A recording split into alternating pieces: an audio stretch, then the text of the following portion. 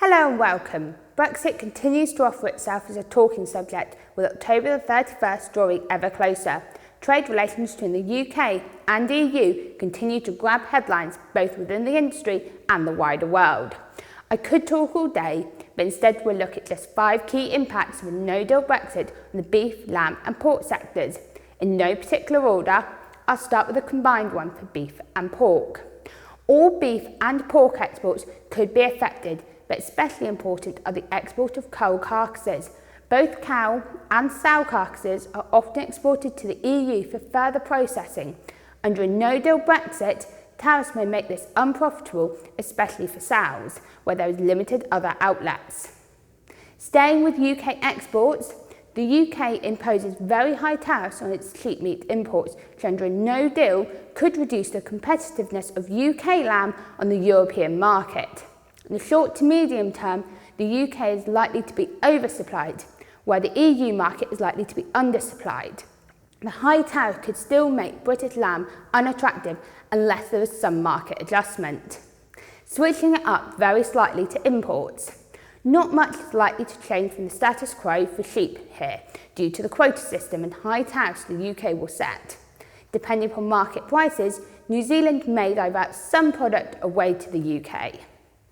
However, for beef and pork, large changes could be afoot. The proposed tariff for UK imports of pork and beef do bring some changes. They are lower or completely removed depending upon the product, although there is still a rise on some products from the EU nations that currently face no tariff barriers. There is also a tariff-free quota for beef, although the volume of this quota is lower than current UK import levels. It is expected there will be no dramatic change to UK beef and pork imports initially, other than those caused by logistical problems. Longer term, the market may have to adjust to accommodate more competitively priced beef and pork from outside the EU.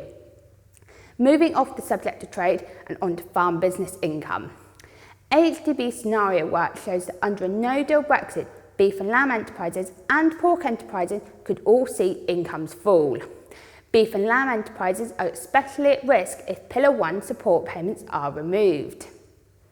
Finally, changes to domestic agricultural policy.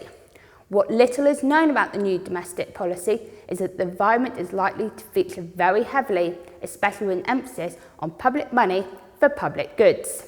The change to support payments could be a positive or a negative impact, depending upon the enterprise and details of the requirements for payment. There's loads of useful information and resources on the AHDB website, or you can get directly in touch with a member of the team via details on screen with any questions.